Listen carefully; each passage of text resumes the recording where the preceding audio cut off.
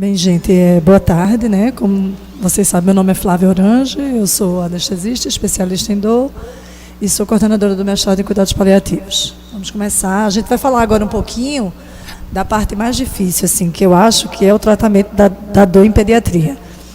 Pouca gente, mesmo pessoas assim que têm muita experiência com dor, elas terminam não entrando muito nesse campo. É um campo que termina sendo muito pouco explorado, né, que é o da dor em pediatria.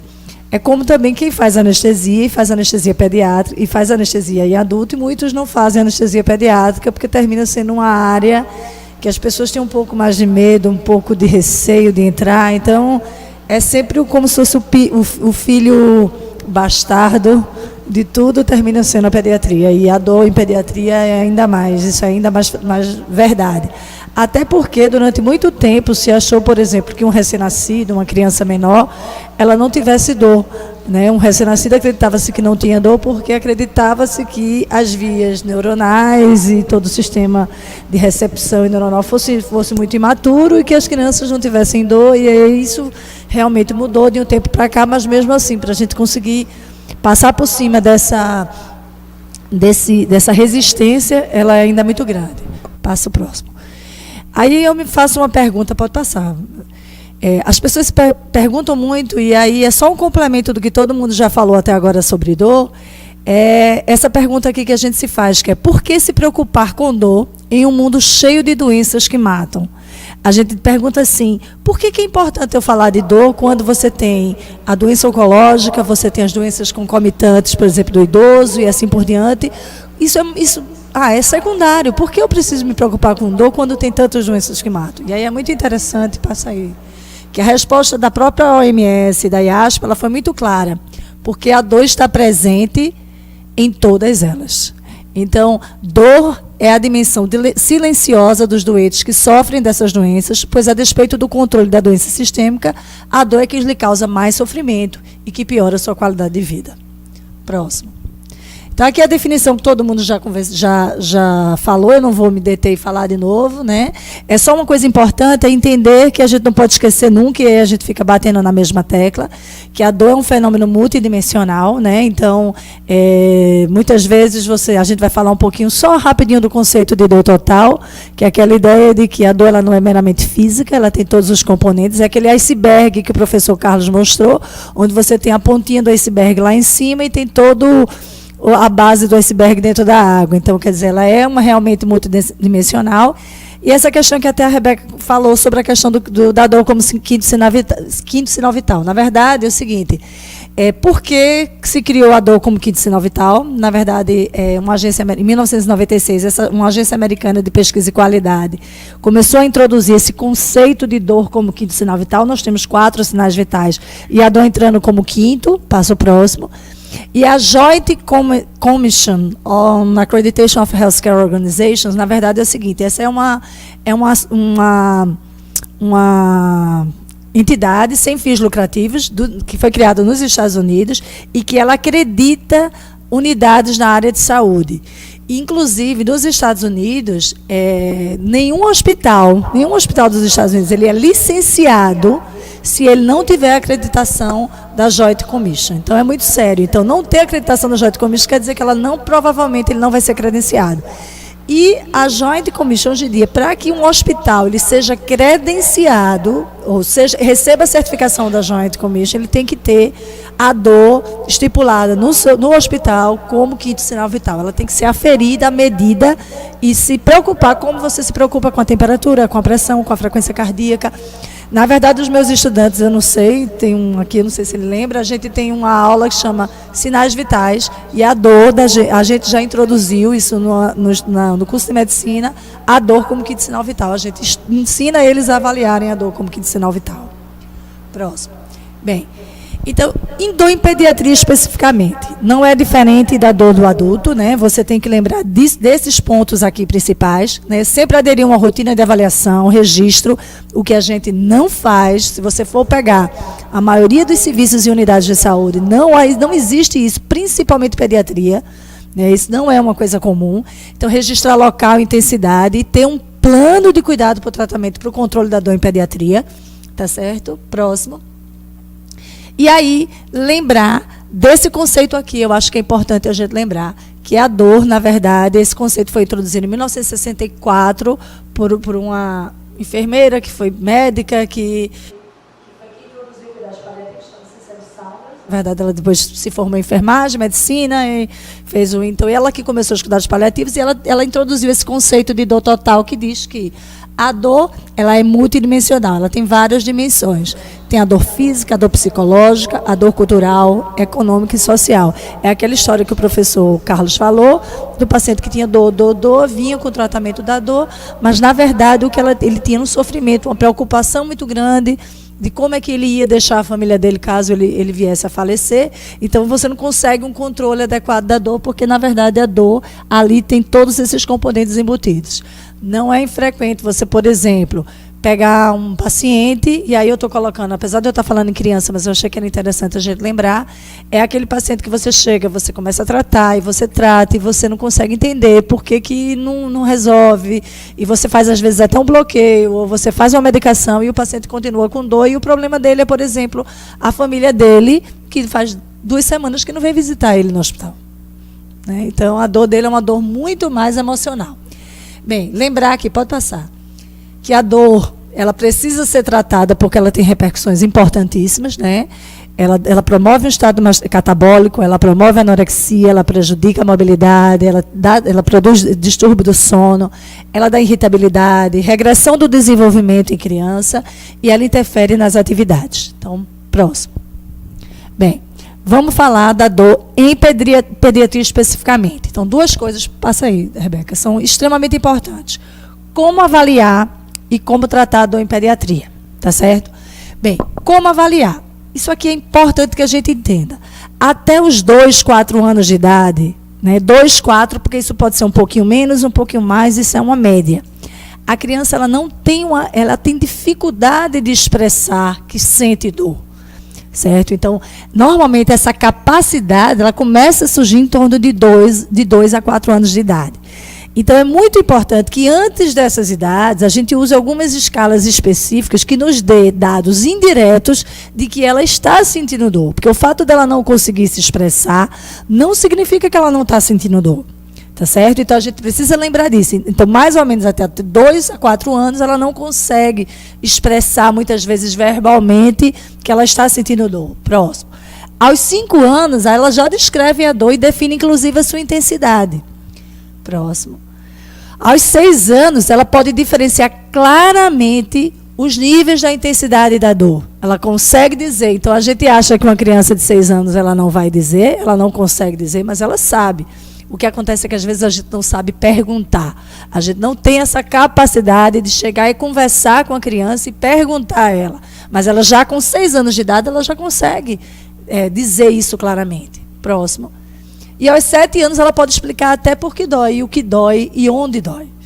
Então, não sei se para vocês isso é surpresa ou não, né? E você tem aquela sensação de que uma criança até 5, 6 anos de idade ela não vai conseguir dizer nada, ela é birrenta, ela está chorando, e, na verdade, se você conversar com ela, ela vai dizer.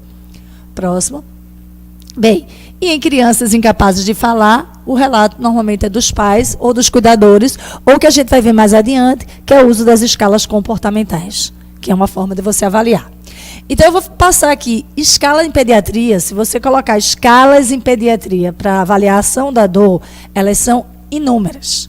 São muitas, tem várias delas.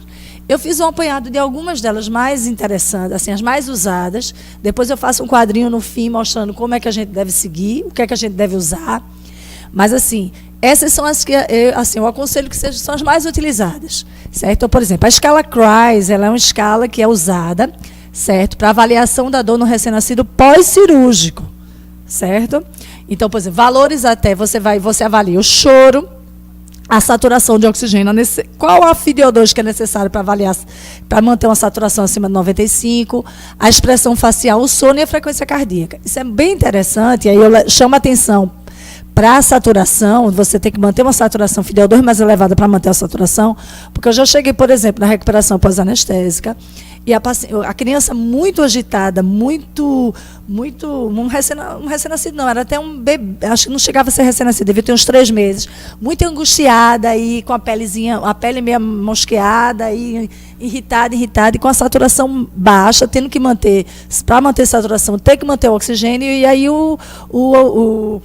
o anestesista dizia assim, mas eu estou com medo de fazer qualquer coisa porque ela já está com a saturação baixa e aí vai cair ainda mais a saturação dela se eu fizer algum opioide, alguma outra medicação. E, na verdade, ela estava com a saturação baixa porque ela estava com dor.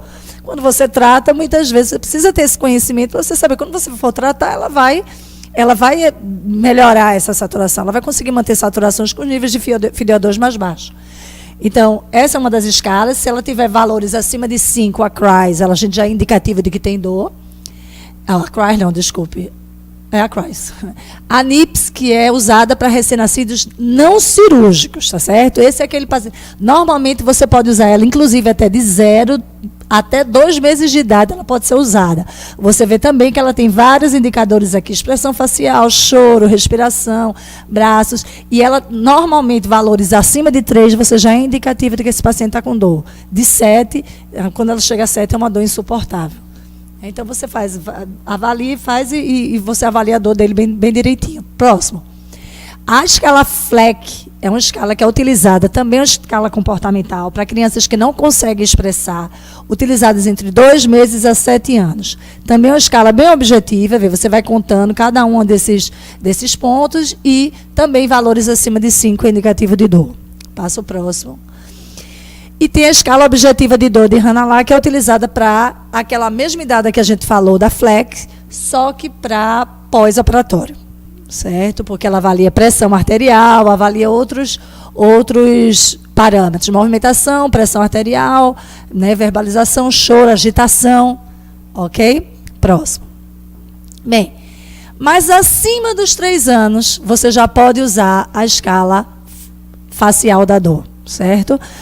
Uma coisa que é interessante é que a gente muito frequentemente olha para aquela carinha e acha que a cara daquela carinha ali é a cara que a criança está fazendo e você determina a dor, né?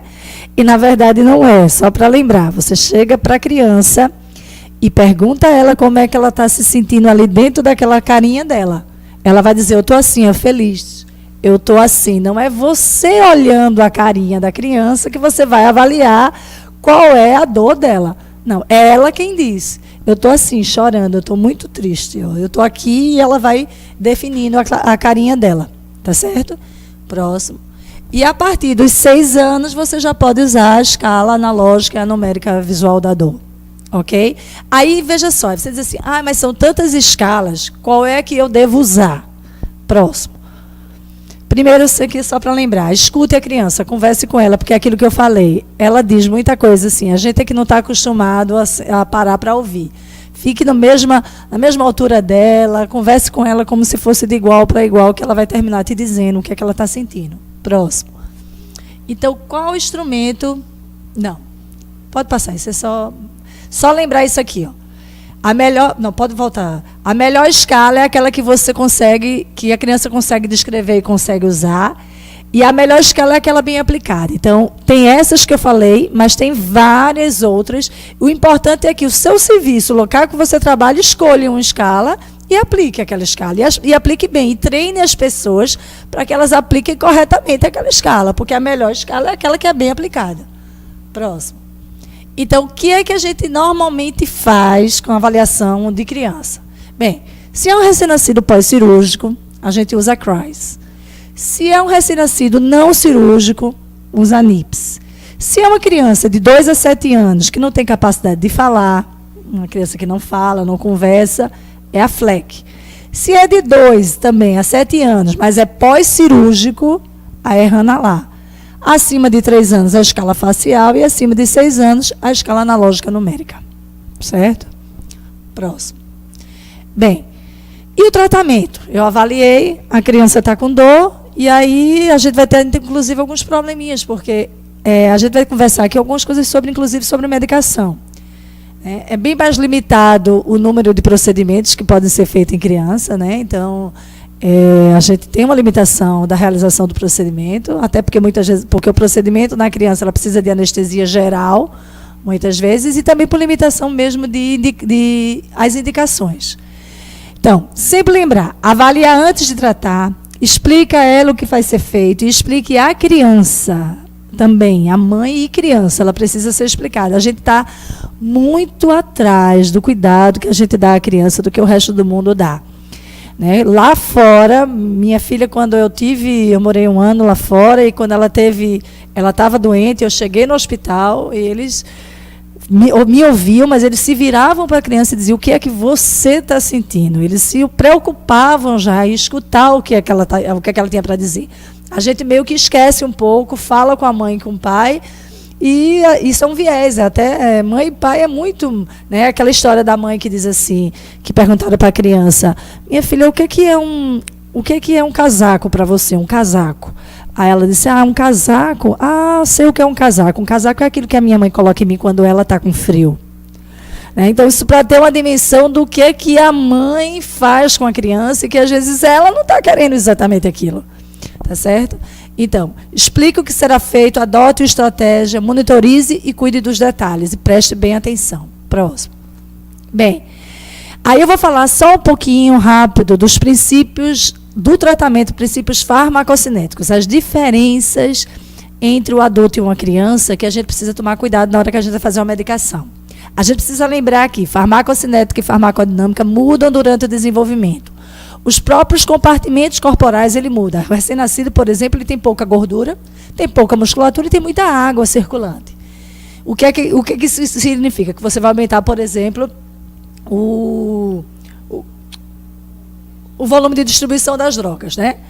Outra coisa é a ligação às proteínas plasmáticas, que são muito menores, por exemplo, nas crianças pequenas, principalmente nos recém-nascidos. As drogas se ligam pouco à proteína. Os sistemas enzimáticos também, principalmente o CYP450, que na verdade ele está pouco desenvolvido, a gente não sabe nem o quanto ele está. A filtração renal e a excreção renal que está diminuída, porque você tem taxa de filtração glomerular diminuída, por exemplo, no recém-nascido. Então, o que acontece, na verdade? Passa o próximo. Bem, isso aqui serve de base para a gente pensar como é que a gente vai tratar as drogas, como a gente vai usar as drogas em criança. Então, por exemplo, lactentes até 1 mês de idade, ele tem uma imaturidade enzimática hepática muito grande. Isso dificulta, por exemplo, a eliminação de drogas. E ele tem um aumento, e aí qual é a implicação? O aumento do intervalo das doses, você tem que aumentar as doses. Então, por exemplo, morfina, opioide de uma forma geral. Opioide em recém-nascidos até 1 mês de idade, na verdade a gente vai ver que não é só até 1 mês, mas até 7 meses, você realmente tem que tomar cuidado. Realmente tem que se preocupar. E muitas vezes você tem que aumentar o intervalo. A morfina que a gente dá, aquela regular, que ela normalmente é administrada de 4 em 4 horas no adulto, numa criança, num recém-nascido, numa criança até 7 meses de idade, você pode precisar fazer até de 8 em 8 horas. Porque o tempo de clareamento dele realmente é bem menor. Então, até 7 meses, você tem que se preocupar realmente. Não quer dizer que você não vai fazer. Quer dizer que você vai fazer com cautela, lembrando da dose, lembrando do clareamento que é menor dessa droga, e lembrando que talvez você tenha que diminuir a velocidade de infusão ou tenha que aumentar os intervalos entre as drogas. Então, prestar realmente atenção nisso. Só que aí acontece um fenômeno depois de 7 meses, que é exatamente o contrário. O que é que acontece depois de 7 meses? Há um aumento na metabolização, aumento da taxa de filtração glomerular. Até os 6 anos, a massa hepática da criança é muito grande, e aí você precisa fazer exatamente o contrário, reduzir os intervalos e, às vezes, aumentar a dose mesmo.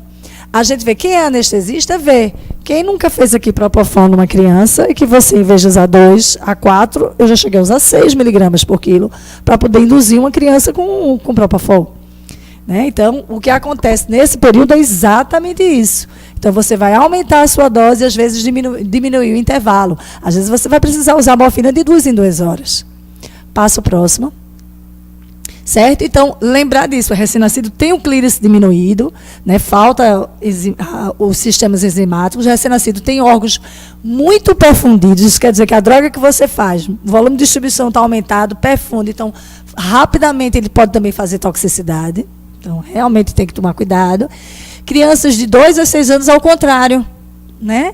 Agora, uma coisa que a gente precisa lembrar é isso aqui, ó. A CYP450, o subtipo 2D6, que converte a codeína em morfina em criança.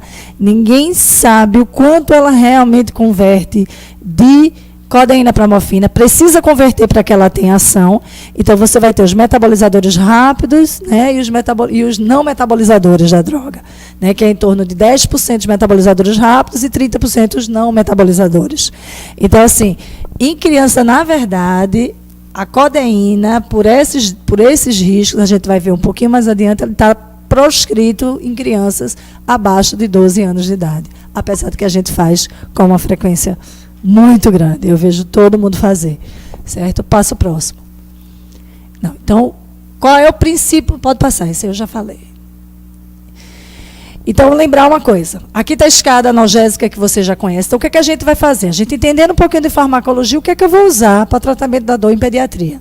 Né? A escada que você já conhece, né? De leve, moderada e dor intensa. A gente vai ver um pouquinho lá na frente que em pediatria, ainda mais, esse segundo degrau, ele está sendo substituído, como o professor Carlos falou em oncologia. Né? E a gente vai explicar por quê. Porque praticamente, assim, o que você puder não usar de opioide fraco em pediatria é a melhor opção. Passa próximo. Então, como é que é o tratamento farmacológico? Você tem analgésicos não opioides, analgésicos opioides e os adjuvantes. É bem verdade que o nosso arsenal terapêutico em pediatria é muito menor do que no paciente adulto. O que é que você tem aqui?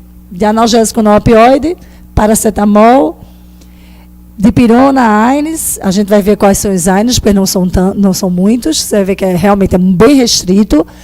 Analgésicos opioides, aí você vê que aqui eu já nem coloquei mais a codeína, e vou explicar por quê, mas o tramadol, a morfina, o fentanil e a metadona. E aqui, como adjuvantes, gabapentina, carbamazepina, mitriptilina, relaxantes musculares, acetamina e os corticoides. Vale dizer que nem todas essas drogas a gente tem como fazer em criança facilmente. Às vezes a gente tem que mandar manipular, porque você só tem comprimidos em doses mais altas, e quando você vai fazer ela por miligrama de quilo de peso, aquele comprimido não se presta. Muitas vezes a criança também ela não deglute ainda, não usa o comprimido. Então, e a gente não tem muitas opções dela já no mercado em solução oral. Então, termina que muitas vezes a gente tem que pedir para manipular. Próximo. Bem, então aqui, ó, de AINES, o que é que a gente tem?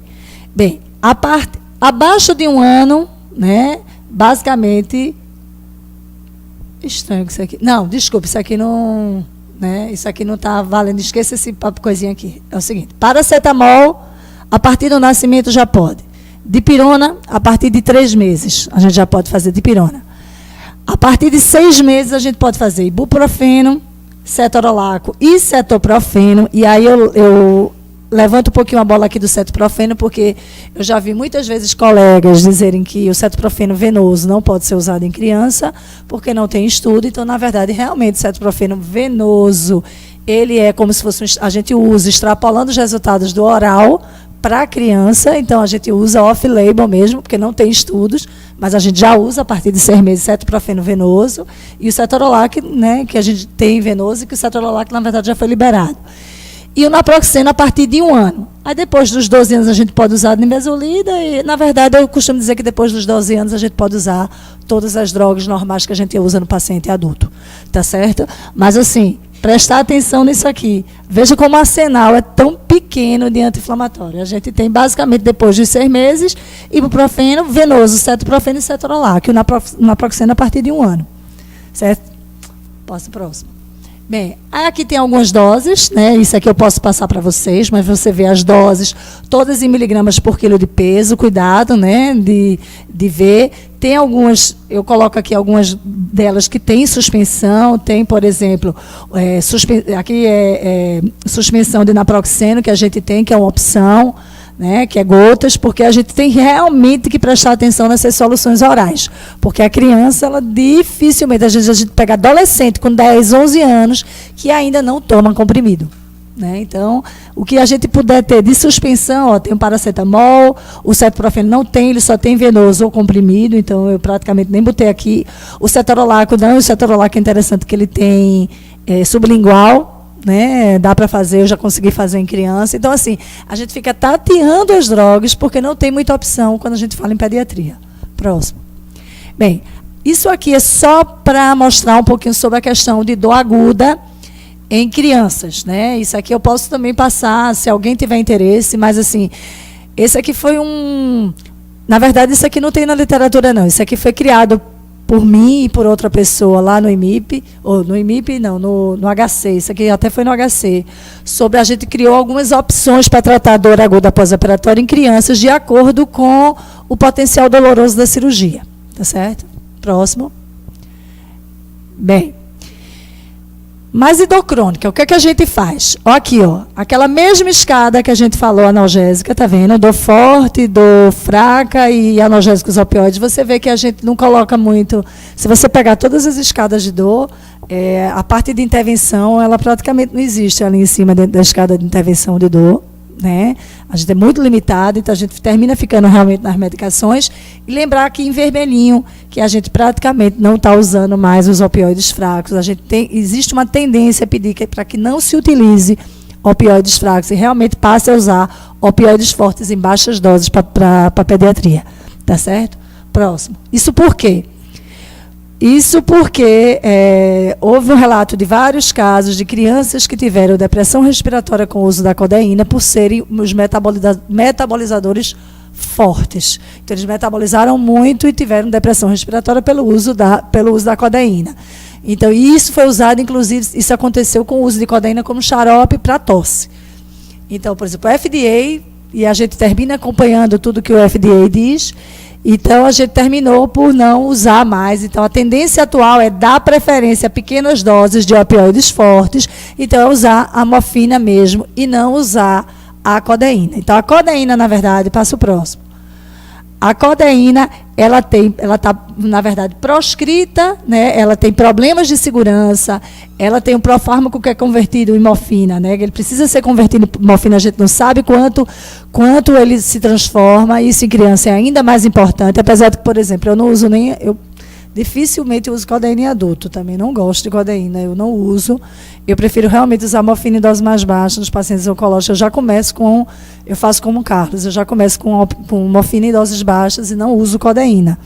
Às vezes acontece, o paciente vem para mim, já está usando codeína e está bem, aí eu não mexo. Mas assim, eu iniciar uma codeína é muito difícil, eu prefiro não utilizar. Passo o próximo, né? Então, isso aqui eu já falei também, ó. Metabolizadores rápidos, né?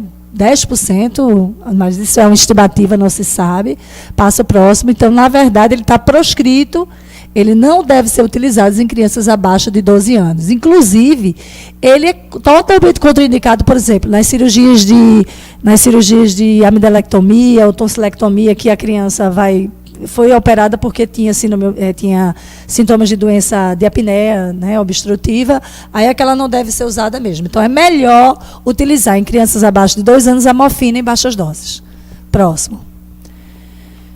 Bem, quanto ao tramadol, na verdade, ele não é recomendado, mas ele não é contraindicado como a codeína é. Ele deve ser usado com cautela, o que se diz com relação ao tramadol. Mas é uma opção, porque, inclusive, o tramadol ele tem suspensão oral, o que facilita a gente fazer isso na criança, já que a gente não tem tanta opção, né? A gente tem a morfina, que tem oral, que tem em solução, e tem o tramadol também, que é outra opção. Porque, por exemplo, a gente não tem o Oxycontin, que a gente poderia utilizar o oxicodona em doses mais baixas, né? A gente não tem como usar em criança, dependendo da dose, dependendo do tamanho da criança, não tem como usar, então a gente fica um pouco restrito em termos de opções. Próximo. Bem, aí não há evidência disponível, o que a gente tem que fazer, passo próximo, é tomar cuidado com depressão respiratória, crise convulsiva, então, respeitar a dose teto, porque em criança isso é ainda mais forte, certo? E lembrar que, se você está fazendo tramadol por longo tempo em criança, eles fazem muito mais frequentemente síndrome de abstinência do que no paciente adulto. Então, tem que reduzir as doses de tramadol de forma regular e devagar. Próximo, porque, na verdade, a síndrome de abstinência dele é como se fosse a síndrome de abstinência de um antidepressivo, né? Pela ação dele, né? De aumentar a liberação de serotonina. Próximo. Bem, e aqui eu tenho outras drogas que são os adjuvantes, tem a metadona, tem a morfina. E aí, se vocês quiserem também, eu posso passar para vocês as doses recomendadas, tá certo? E que podem ser usadas, e muitas delas, né, com solução. A metadona a gente só tem, na verdade, o comprimido venoso, que limita muito. Eu sinto muita falta da metadona em pediatria, porque é uma droga muito boa, a gente pega paciente oncológico, a metadona é muito interessante, mas a gente não tem. Termina que a gente corta o comprimido, às vezes dilui o comprimido para fazer uma soluçãozinha oral, ou então pede a farmácia, para a farmácia fazer uma, assim, macerar e botar com uma solução de algum líquido, doce, para tentar fazer, dependendo do peso da criança. Próximo. E as drogas que até você veja, quando a doutora Rebeca deu a aula dela, né, o que a gente tinha de adjuvantes, um mundão de coisas, e a gente não tem muita coisa para fazer em pediatria em termos de adjuvância, tá certo? Mas aqui tem algumas drogas como gabapentina, clorpromazina, por exemplo. Clorpromazina, eu já fiz algumas crianças que tinham dor, criança não, adolescente, mais ou menos uns 13, 14 anos, que tinham cefaleia. Começou com cefaleia, e cefaleia que não, assim, comecei com medidas de educação, exercício, porque é o que você começa em pediatria. Você nunca começa a pediatria pensando em droga, nunca. Pediatria é, primeiro, o que é que eu posso fazer de medidas que não seja medicamentosa. Eu posso botar ela para fazer uma atividade lúdica, posso botar ela para fazer exercício físico, ela não faz nenhum exercício, bota para fazer natação, para fazer basquete, para fazer vôlei, vamos ver o que é que isso melhora, né, de tensão, manda ela, cuidado com a vista, bota ela para dormir mais cedo, cuidado com o sono, mas às vezes, né, e eu já usei em enxaqueca, com bons resultados, clorpromazina em criança, tá certo? Passa o próximo. Bem, e lembrar que não é só adulto que tem a chamada dor persistente, ou seja, a dor crônica pós-cirúrgica. Então, para você que é anestesista, tem que pensar que precisa tratar bem a dor aguda da criança, porque elas desenvolvem sim. Inclusive, passa o próximo, tem alguns estudos mostrando, inclusive, o uso de por exemplo, gabapentina no pré-op e mantida na primeira semana para auxiliar no tratamento da dor aguda pós-cirurgias de grande porte. Próximo. Bem, então, finalizando, o que é que a gente precisa entender em dor e pediatria? Tem que avaliar repetidamente a dor, usar a escala, analgesia pelo relógio, certo? Sempre não é com dor, de horário e não se necessário. Certo? Aqui algumas opções que você pode utilizar. Tentar utilizar sempre multimodal, ou seja, com drogas diferentes, agindo em sítios de ações diferentes. Evitar tramadol, não é não deixar de usar, mas evitar, e não prescrever codeína. Usar morfina para dor moderada intensa em doses consideradas baixas, né, de 0,05 a 0,1 miligrama por quilo por dose. Se possível, cirurgias de grande porte, cirurgias de ortopedia importantes, tentar usar gabapentina no pré-op e manter na primeira semana, né? Aqui as doses de GABA. Você pode, por exemplo, gabapentina você pode mandar formular. Então, eu normalmente formulo 60 miligramas por ml, 80 miligramas por ml, certo? E pregabalina é uma opção, mas a gente não tem, em pediatria, que não tem estudos mesmos, e assim, eu não tenho nenhuma experiência com relação à formulação de pregabalina, já que a gente só tem a pregabalina como comprimido. Próximo. E a gente precisa lembrar disso aqui, de respeitar as nossas crianças. Próximo. Lembrar que, segundo o relatório das Nações Unidas, negligência em fornecer o tratamento da dor é considerado tortura. Isso foi em 2013, então a gente precisa realmente avançar com relação a isso. Ok, obrigada.